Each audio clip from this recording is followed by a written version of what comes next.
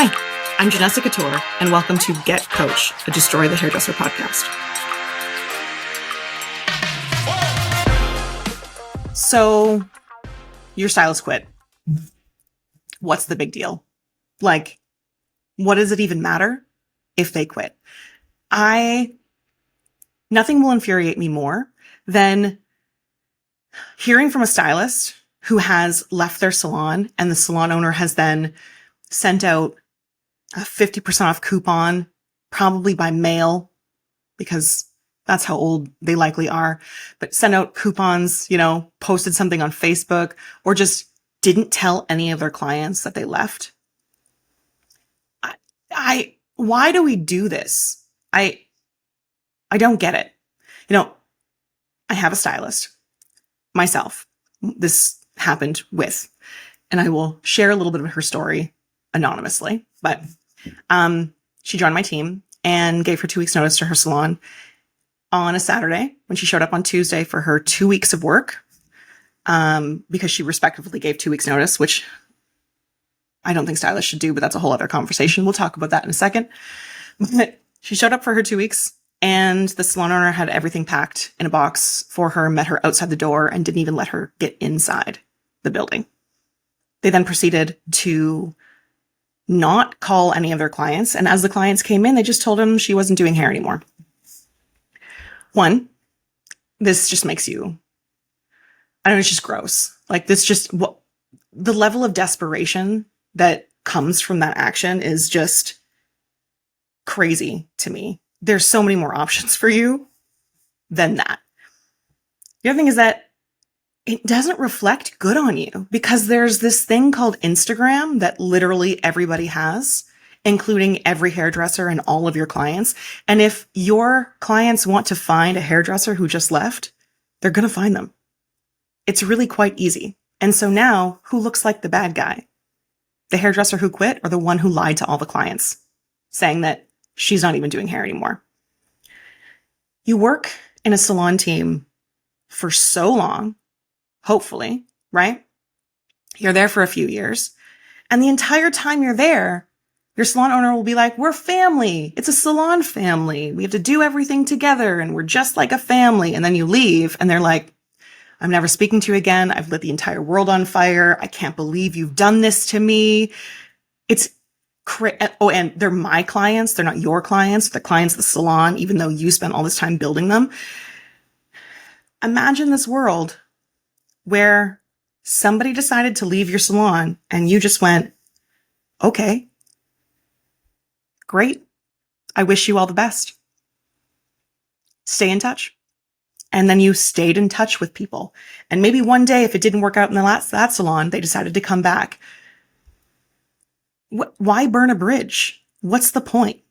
See, if you get so emotionally reactive over a stylist leaving you because you're so worried that then now that's your revenue leaving the salon, then you're putting the hands of your revenue in the wrong people, in the wrong people's hands.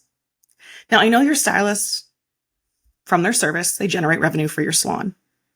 However, they are not responsible to make your revenue goals. They are not responsible to make enough money to pay your bills. They're responsible to make enough money to pay their bills. They're responsible for their income. They don't care that you have this goal sheet in the back room that says that they have to make so much money, or they don't care their pre-booking has to be a certain amount. They don't care. They care they have enough money to live their own life. That's it.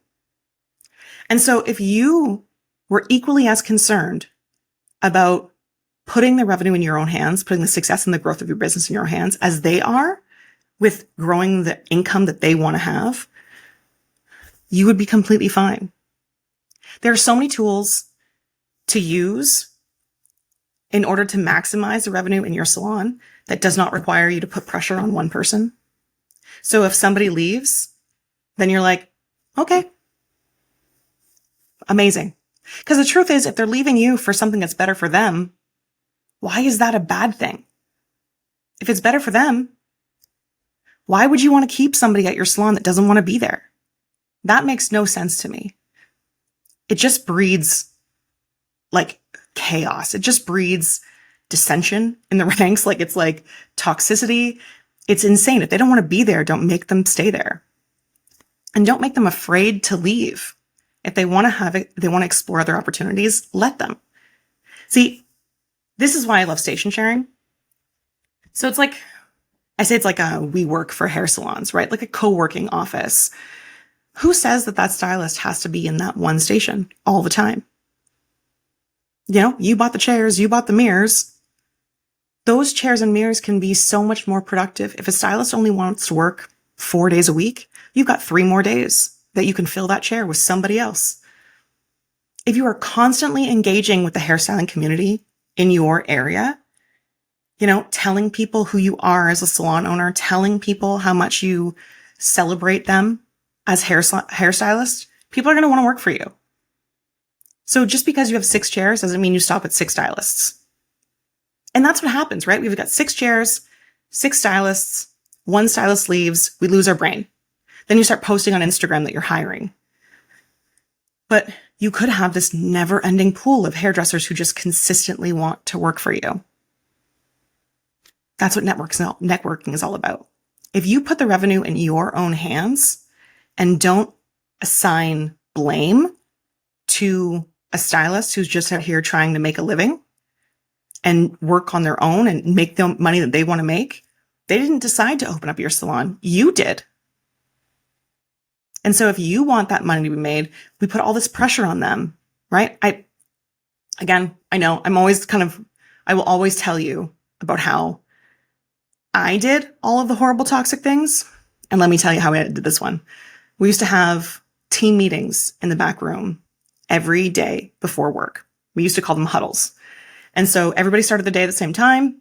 We all came in, we were all in the back room, 10-minute, 5-minute, 10-minute huddle in the morning. There'd be a couple, morning announcements, whatever product was on sale or whatever not even on sale, whatever product we thought was like, let's just talk this one up and let's see how many people can sell this one thing. Like crazy. We'd go over how close we are to goal. And every month I would make on this stupid new goal sheet that just looked absolutely ridiculous. One month was like a little mountain climber yodeling up the mountain, like Price is Right. And every time they hit, like, it was just like that was going to do something. They would see this little yodeling construction paper person walk up a mountain, but it was always that. And you know what? I always would make the goal slightly unattainable because that's the secret, at least for what I was taught in the moment, was to push them a little further so that they could almost not get it, but maybe could. And then if they hit goal, they would get a bonus. But did they ever hit goal? No, ma'am, never. Ever. Because why? What does it matter? So I put all of my time and all of my effort into making them work more, selling more product, booking more clients, pre-booking their things. We had something called the happiness program. And that happiness program was making sure that your client bought retail and rebooked their appointment. And if those 2 things didn't happen, you didn't earn happiness that day.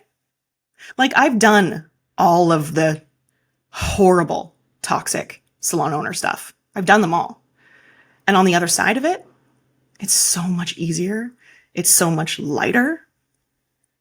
It's so much less work, to be totally honest, because I'm not trying my hardest to pull someone up a mountain that doesn't want to come. I'm completely content if they're completely content.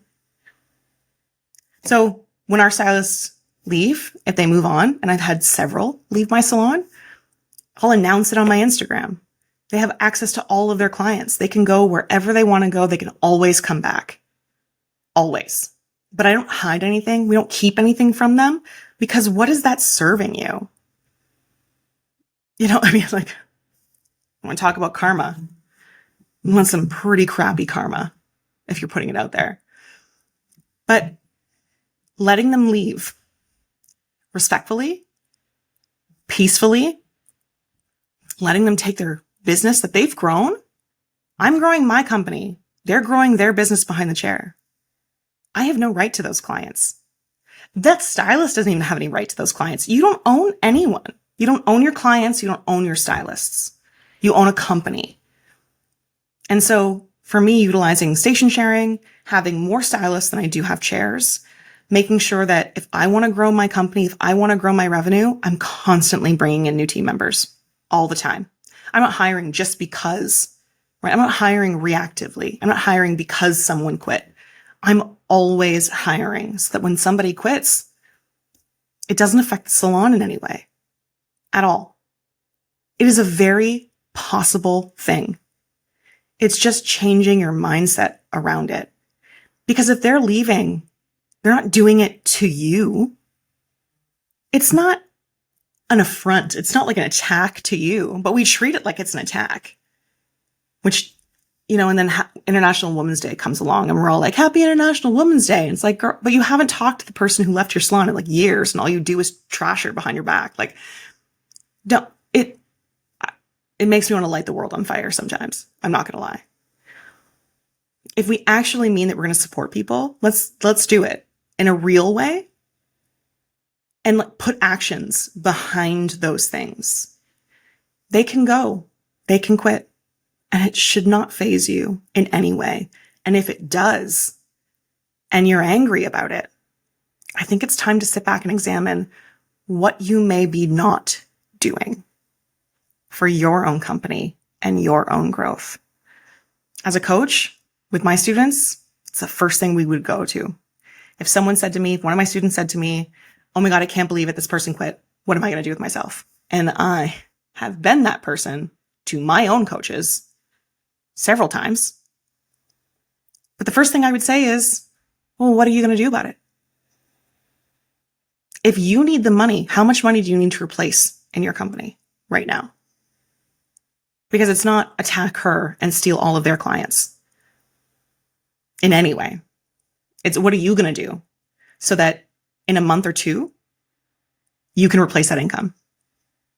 Even better, what are you going to do right now so that if someone leaves you again in a month or two, you replace both of that revenue? Thinking proactively about your company is the only way to remove entitlement because you don't own them. And we need to stop acting like we do. You didn't build them. You didn't create them. You didn't give them everything. They earned it and they deserve it. In the same way that no one gave you everything, you earned it. And so if you expect that respect for yourself, it's an absolute need. You have to do it for everybody else. If you're constantly thinking about what you're losing, you're never going to be thinking about what you could gain. Hey hairdressers, are you looking for health insurance? It's time to get healthy with Hairdresser Healthcare, the only coverage designed specifically for the beauty industry. Whether you're an independent stylist, a salon owner with a team, a makeup artist, or a massage therapist, we've got you covered with comprehensive and affordable benefits. With options for self-enrollment and year-round open enrollment, taking control of your health has never been easier. And the best part is, it's available in every state. Visit hairdresserhealthcare.com and take control of your health today because you, your team, and your family deserve it.